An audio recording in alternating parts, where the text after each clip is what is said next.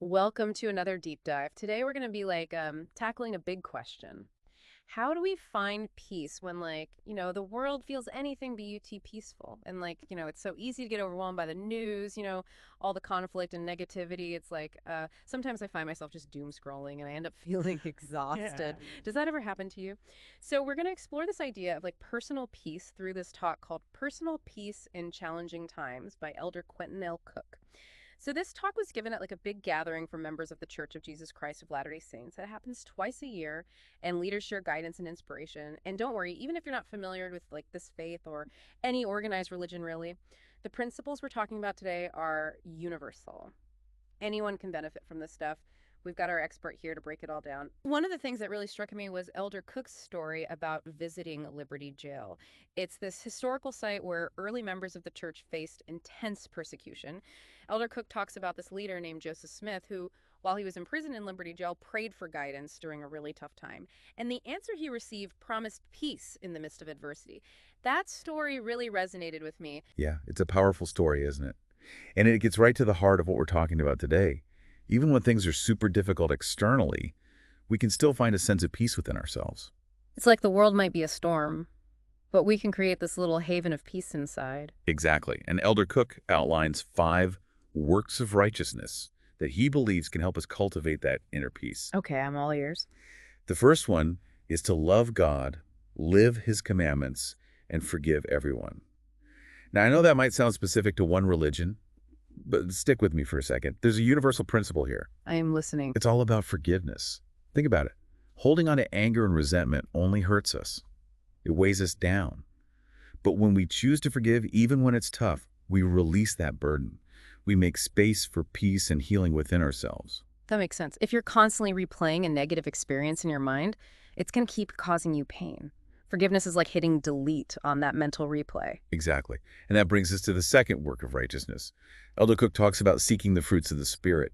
Okay, and remind us, what are those again? So the fruits of the Spirit are qualities outlined by the Apostle Paul. Love, joy, peace, long-suffering, gentleness, goodness, faith, meekness, and temperance. Basically, it's about cultivating positivity and kindness in our lives and in how we interact with others. So instead of focusing on the negative, we choose to focus on the positive. Instead of reacting with anger, we react with patience and understanding. We're intentionally shifting our mindset to be more peaceful. That's a great way to put it. And that's where the third point comes in exercising agency to choose righteousness. What does that mean exactly? It means we have the power to choose. We get to decide how we respond to challenges, how we frame our experiences, how we interact with others.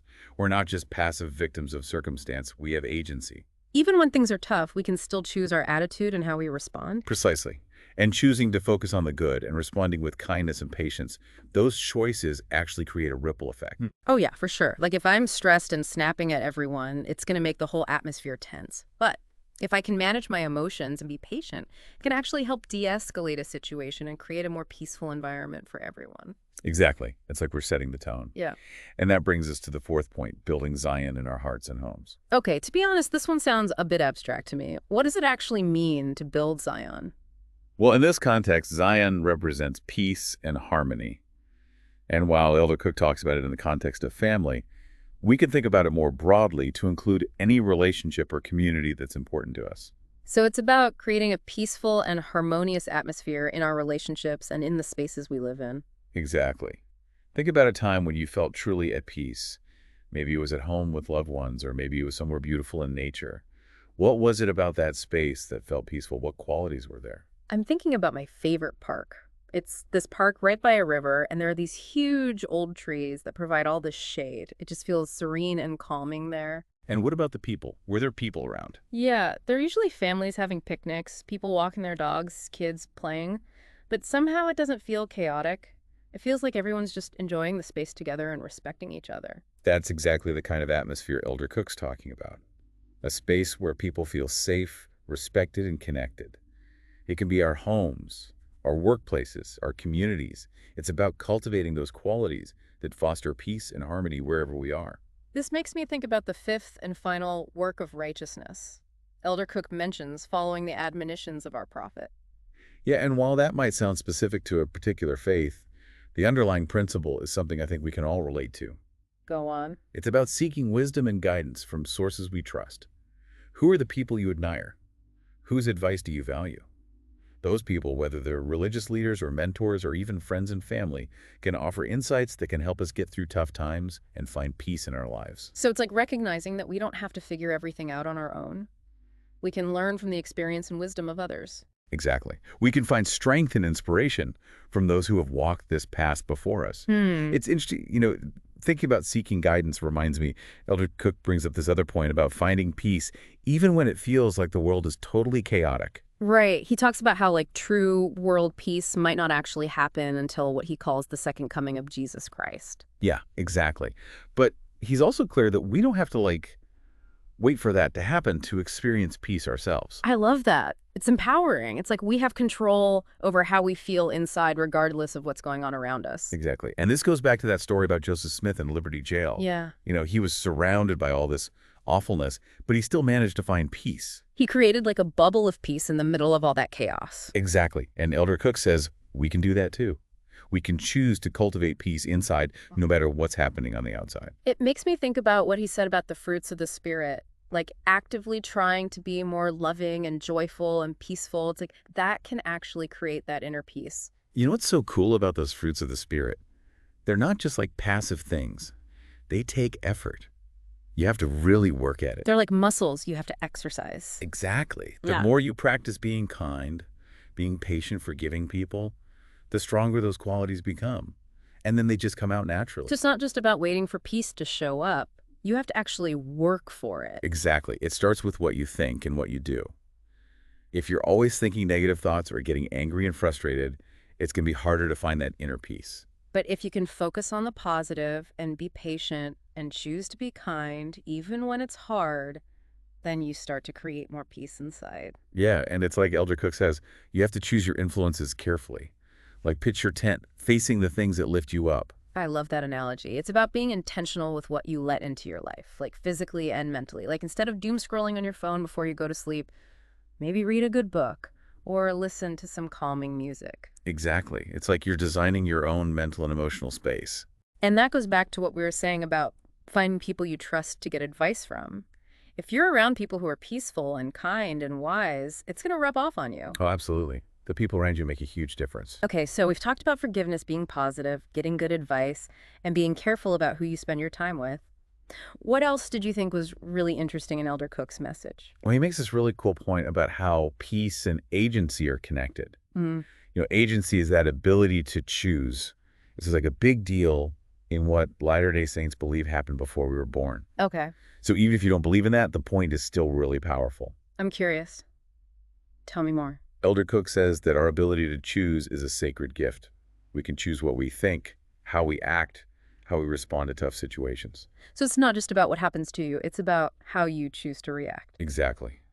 And the more you choose peace and kindness and forgiveness, the more you become that kind of person. It's like a self-fulfilling prophecy.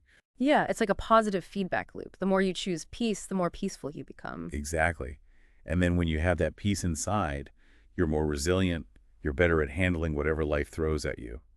I'm also really interested in what he said about building Zion in our hearts and homes. He talks about how important family is, but he also talks about how you can create that feeling of peace and harmony, even if your own family isn't perfect. Yeah, that's super important. Not everyone grows up with a loving family. But he seems to be saying that you can create that feeling of belonging and peace in other ways, through friends, communities, even just within yourself. It's about building those connections and relationships that make you happy. It's like you're building your own little sanctuary filled with love and support and understanding. Exactly. And that can be a place you go to for strength when the world outside feels too crazy and overwhelming. It's about creating peace wherever you can. And sometimes that means starting with creating peace inside yourself first. For sure. And Elder Cook also mentions Christ's atonement. He says it can help us find peace. Now, I know that's a Christian idea, but I think it applies to everyone, even if you don't believe the same things. I was wondering if we were going to talk about that. Can you say a little more about what it means and how it helps us find peace? Well, atonement is basically about finding strength and healing by connecting with something bigger than yourself.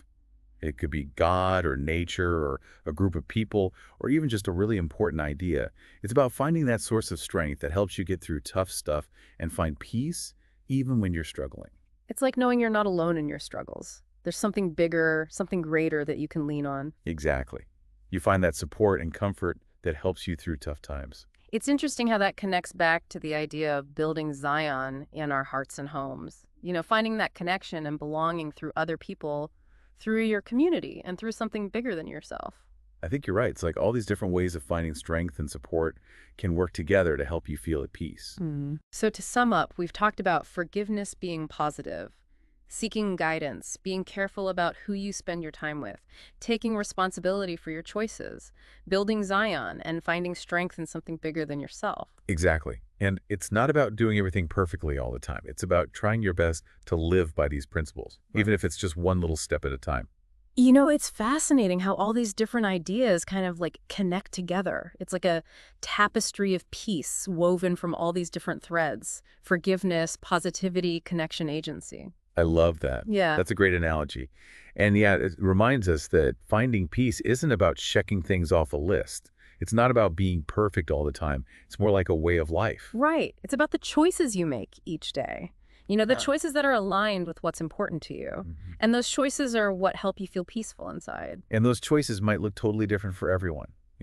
What works for one person might not work for someone else. Mm. And that's okay. Yeah, definitely. And that's why Elder Cook gives us so many different ideas to work with. It's like he's giving us a whole toolkit, and we can pick and choose the tools that work best for us. You know what we need in that moment. Exactly. Some days you need one tool and other days you need a different one. It's all about paying attention to how you're feeling and knowing what you need to do to get back to that feeling of peace. So it's about being mindful and proactive about taking care of yourself. Exactly.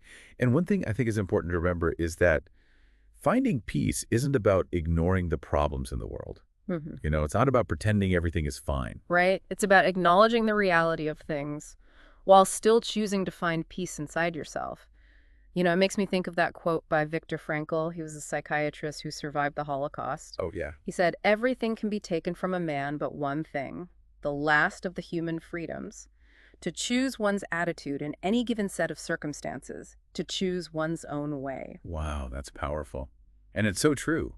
Even when things are really awful, we still get to choose how we respond. Just like Joseph Smith in Liberty Jail, he was unjustly imprisoned, but he still chose to find peace in that situation. And his example can help us do the same.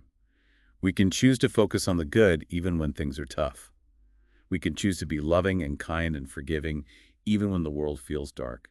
It reminds us that peace isn't something you just find out there in the world. It's something you create inside yourself. And when you do that, when you have that peace inside, it can affect the people around you. It's like a ripple effect. You inspire other people to be more peaceful. I love that. So as we wrap up our deep dive into Elder Cook's message, what's the one thing you hope people will take away from our conversation? I hope they remember that personal peace is possible no matter what's going on. It's not about waiting for the world to change or for your situation to get better. It's about choosing to feel at peace. And you can do that by working on yourself, by being kind and choosing to see the good even when it's hard. Well said. And like Elder Cook said, what's one thing you're going to try this week? What can you do to make a difference in your life and in the lives of the people around you? Thanks for joining us for this deep dive, everyone. We hope you found it helpful and inspiring. Until next time, may you find that peace inside yourselves and share it with the world.